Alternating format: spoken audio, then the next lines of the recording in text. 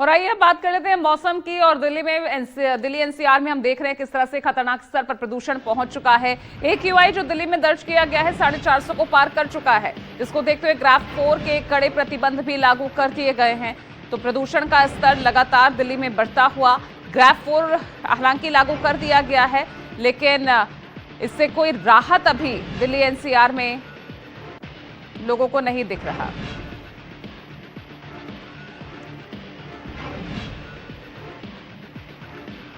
और दिल्ली मेरठ एक्सप्रेसवे से विमल कौशिक जुड़ गए ज्यादा जानकारी के साथ।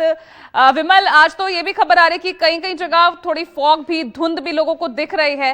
हालांकि हम देख भी रहे हैं कि पिछले 1-2 दिन में फॉग की वजह से कई हादसे भी हुए, लेकिन अगर प्रदूषण की बात करें तो आज कैसा हाल देख रहे हैं? कुछ राहत ग्राफ 4 लागू होने के बाद?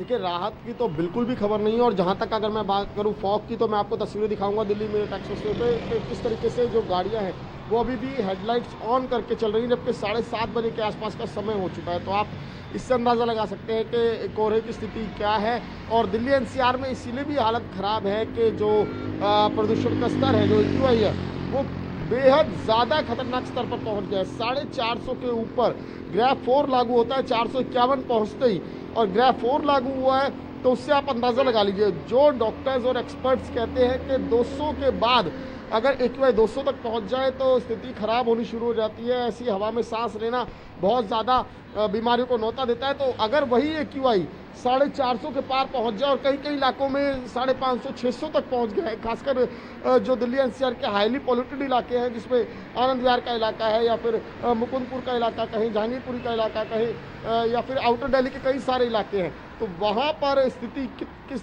तरीके से खतरनाक होगी, एनसीआर में स्थिति कितनी खतरनाक होगी, आप इससे अंदाज़ा लगा सकते हैं। ये जो तस्वीरें दिख रही हैं, ये तमाम जो आपको ये धुंधली तस्वीरें नज़र आ रही हैं, दरअसल ये स्मॉग है।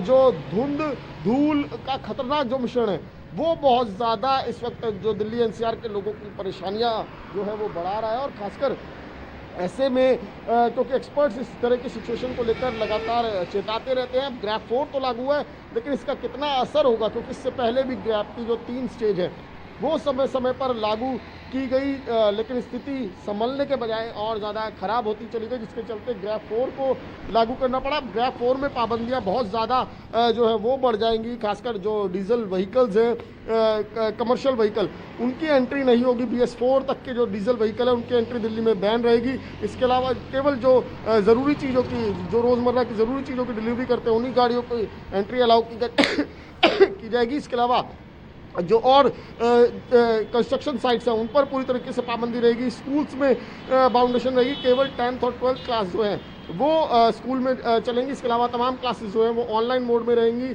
इसके अलावा जो ऑफिसेज हैं वहाँ पर भी हाइब्रिड मोड लागू किया गया, यानी कि 50-50% पर ऑफिसेज में काम होगा। इस तरह के कदम उठाए गए। और अगर स्थिति तब भी नहीं संभलती, स्थिति और ज़्यादा ख़राब होती है, क्योंकि जैसा लग भी रहा है, अगर मैं एक बार ये भी दिखाऊं कि किस तरीके से मौसम है, मौसम की बेरुखी भी इस वक्त दिल्ली एनसीआर के लोगों की जो परेशानी है वो बढ़ा रही है। क्योंकि पिछले कई हफ्तों से दिल्ली एनसीआर में किसी भी तरीके से बारिश नहीं हुई है। यहाँ तक कि कृत्रिम बारिश का जो दिल्ली सरकार का प्लान था वो भी फेल हो गया, उसमें भी सफलता नहीं मिली, जिसके चलते स्थिति और ज़्यादा ख़राब हुई है। और अभी क्योंकि हवा भी नहीं चल रही है, हवा जो है वो पूरी तरह से रुकी हुई है, तो ऐसे में स्थिति कितनी संभलेगी, आने वाले दिनों में कितनी स्थिति बेहतर होगी, इसके बारे में कहना मुश्किल है। लेकिन ये ज़रूर साफ है कि स्थिति ऐसी ही बनी रही तो हालात बेहद ज़्यादा खतरनाक होंगे। दिल्ली एनसीआर के लोगों को इसमें बहुत ज़्यादा सावधानी बरतने की ज़रूरत है। और जिस तरीके से पाबंदियां लागू की गई हैं वो पाबंदियों को भी सख्ती से लागू कराया जाएगा, तभी कुछ असर नजर आएगा। दरअसल इसी तरीके की कंडीशन रहेगी और दिल्ली एनसीआर के लोगों को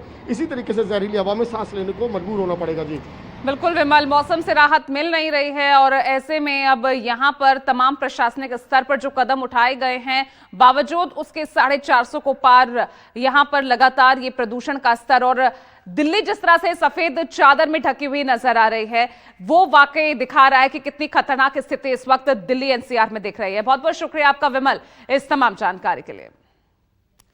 और चलिए इसी के साथ एक छोटा सा ब्रेक ले रहे हैं।